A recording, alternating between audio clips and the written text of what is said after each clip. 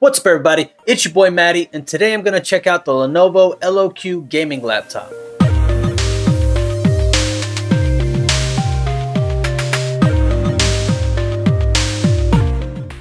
Okay, let's talk about the specs. It has a 13th gen Core i5-13420H processor. It's got a 70-watt NVIDIA GeForce RTX 2050 with 4 GB of GDDR6 memory. It has 16 GB of DDR5 5200 RAM, and that's actually two 8GB sticks in dual channel. It has a 512 GB M.2 NVMe SSD, and that is PCI Express 4.0. It has a 15.6-inch 144Hz 1080p IPS display with G-Sync. And it has Wi-Fi 6, there's a 60 watt-hour battery, and it has a 135 watt power adapter. And I got this laptop for only $500 at Costco. Now this was like a Black Friday weekend deal at Costco. The normal price is probably going to be between $600 and $700 for the next few months. But I think even if you could pick this laptop up for $600, it's still a really good deal. At least it's a really good deal on paper.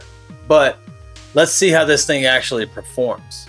And then of course I'm going to tear it apart and see what all's inside and what can be upgraded. Let's go.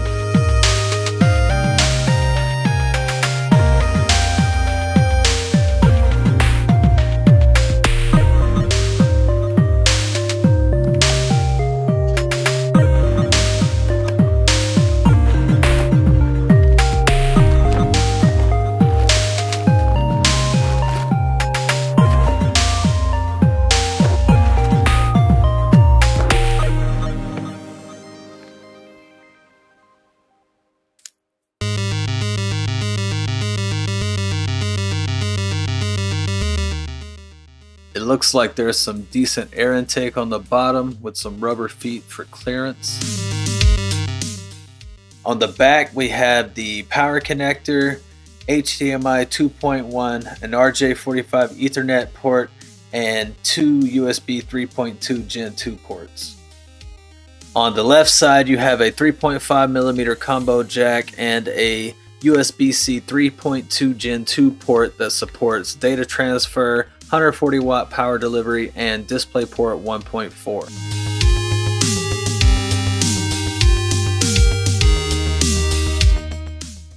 On the right side you have an e-shutter which toggles the camera on or off, and you also have a USB 3.2 Gen 1 port.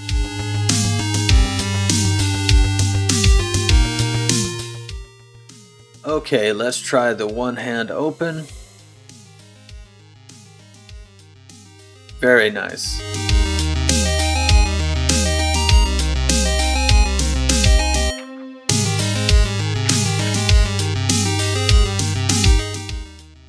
It's fairly limited on the amount of stickers, which I find refreshing. The mouse pad seems fine, it feels okay.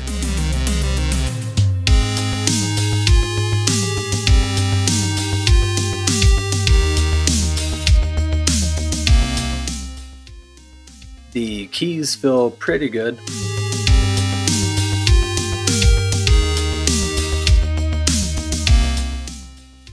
No scratches or anything on the screen. It feels pretty weighty. It should be around 5.3 pounds. There is not hardly any flex at all on the keyboard, which is nice. The whole thing feels pretty sturdy and solid. Let's see if it has any juice. That's a negative. Gonna have to plug it in.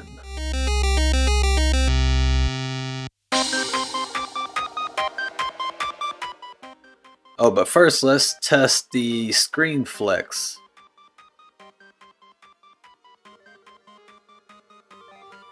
That's not too bad. This seems really sturdy for a $500 laptop.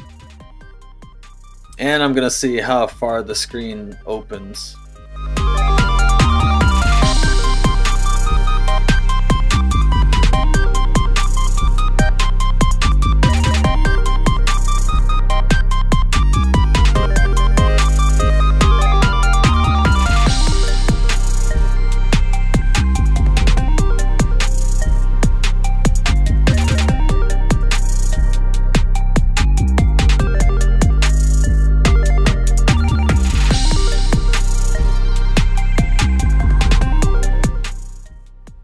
Now we have power.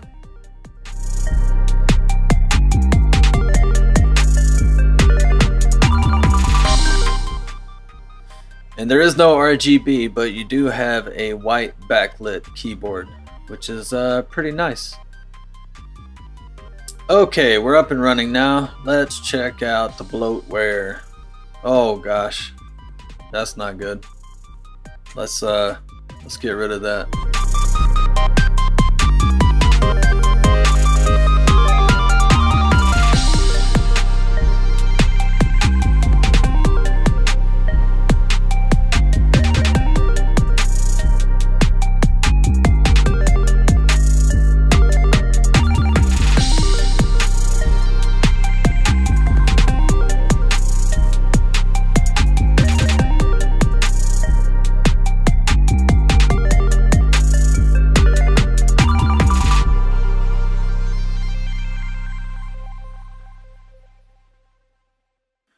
Get rid of everything by McAfee.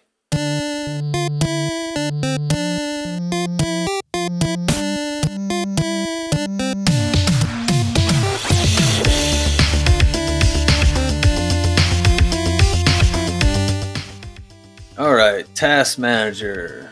Got our 16 gigs of 5200 megahertz of RAM. Says we got 2 sticks.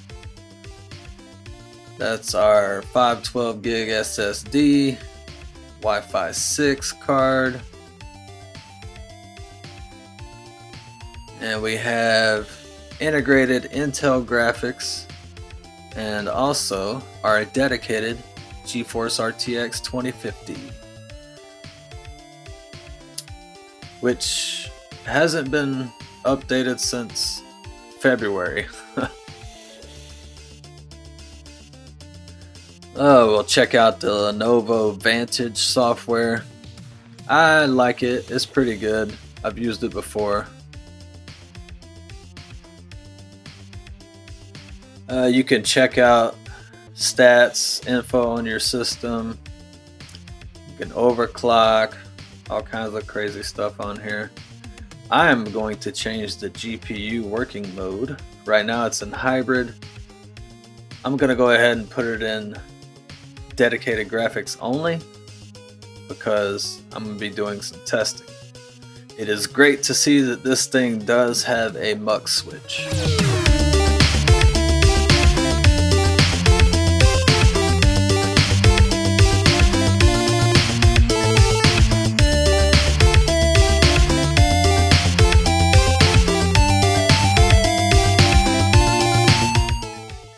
And I'm going to go ahead and restart now to switch over to the RTX 2050 only.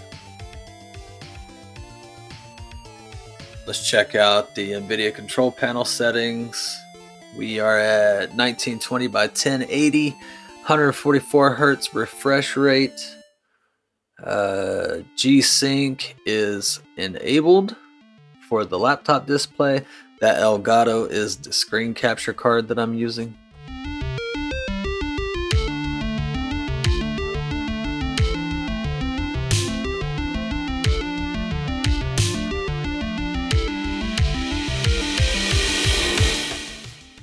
I'm gonna run GeForce Experience.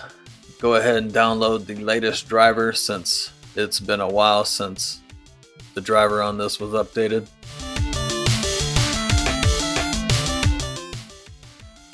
I always do custom installation because I like to perform a clean installation, which deletes all the old stuff and installs fresh.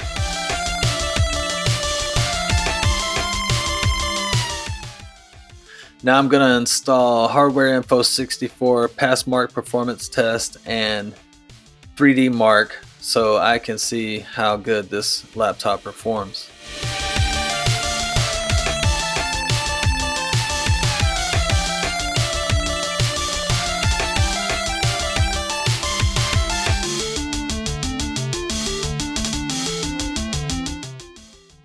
Now I will be tracking the GPU power, the CPU temperature, and the GPU temperature throughout all the testing.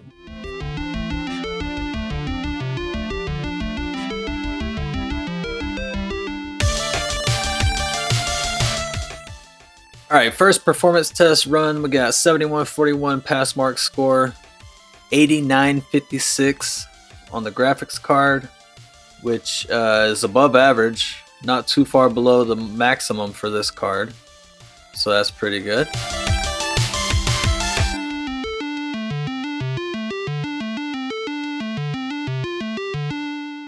And as you can see, this card performs pretty close to the desktop version of the RX 580. We got a 20,920 CPU mark score. That's well above average. And a 3,631 for the single threaded score, which is also above average for this processor. 2908 for the memory mark. That's not great. Disk mark of 20,811. That's not too bad. That's pretty good.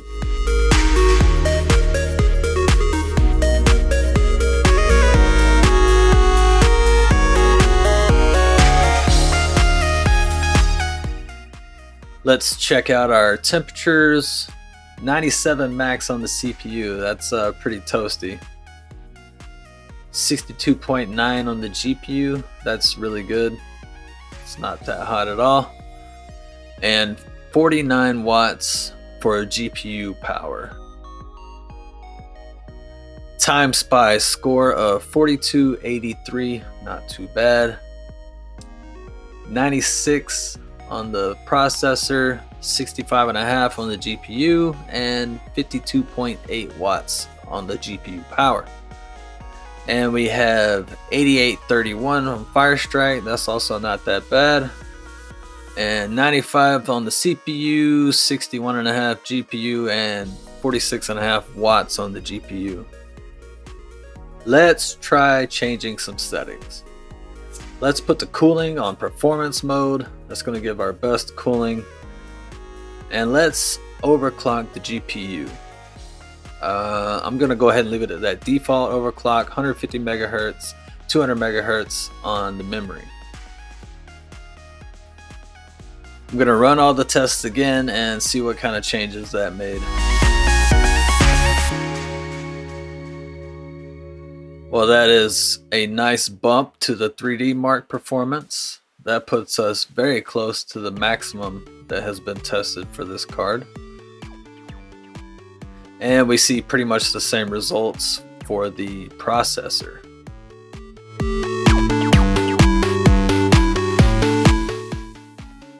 And we also got a nice boost to the memory and the SSD. Let's see if the temperatures changed very much. Went up a little bit on the power. Went down on the GPU temperature. 57.6, and went down on the processor, 93 degrees. Our Time Spy score went up to 4628.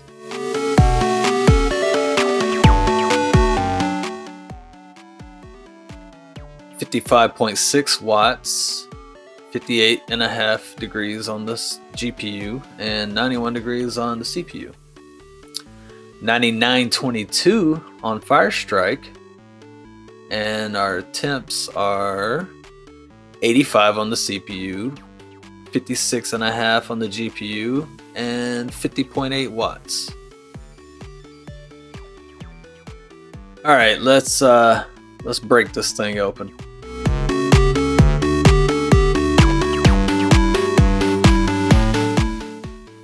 Alright, all the screws are the same size except for the 4 that go along the front bottom.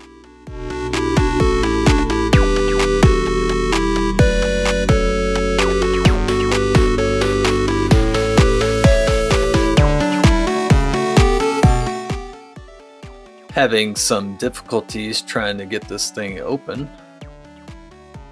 Maybe it's some screws under the feet? Nope, no screws there.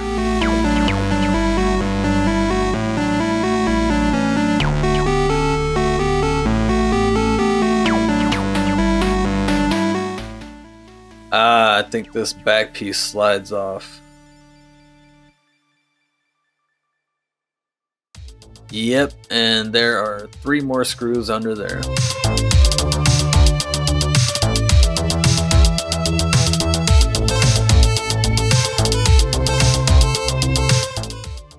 And there is your 2242 M.2 drive that comes with it. Take that out. But first, actually, let's unplug the battery.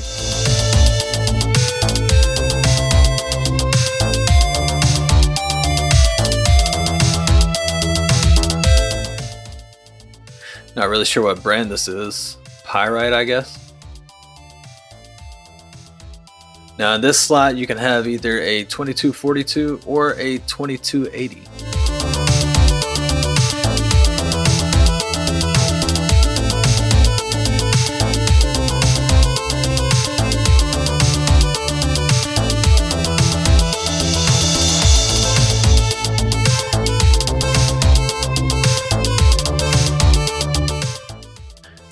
Here is the second M.2 slot, which you should only put a 2280 in.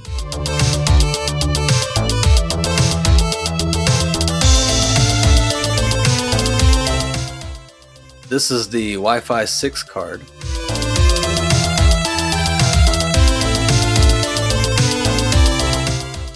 And I'm assuming the RAM is under this heat shield right here. So I'm gonna take this off.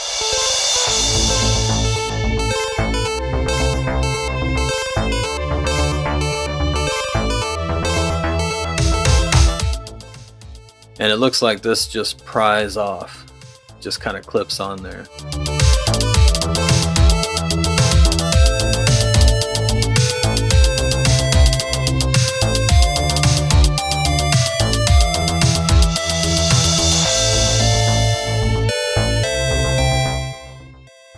Have some thermal pads for the RAM.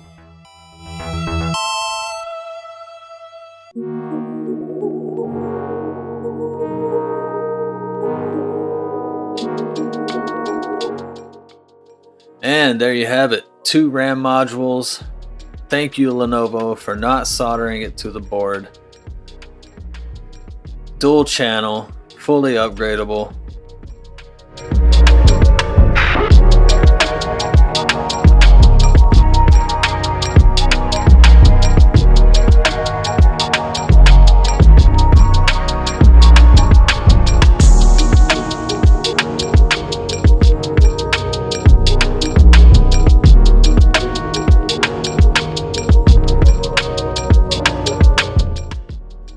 I like how they painted the heat pipes and heat sinks blue, so you see blue when you look through the cooling grills. Also, something I just noticed, this has a slot to plug in some RGB. It's good to know.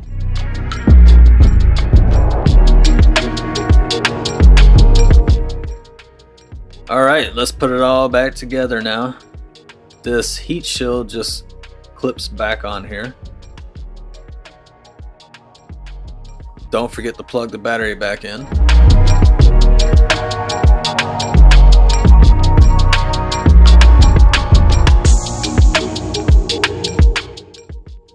Oops, these tabs need to go in before the screws.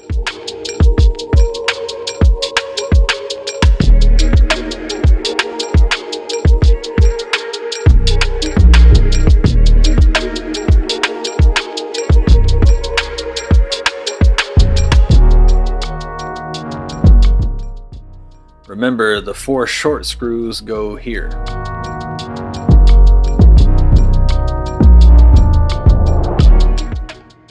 Yay, it still works. Well, that's the Lenovo LOQ Gaming laptop.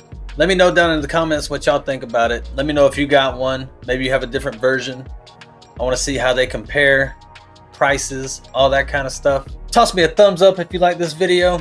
Get subscribed if you haven't already. And stay safe and have fun.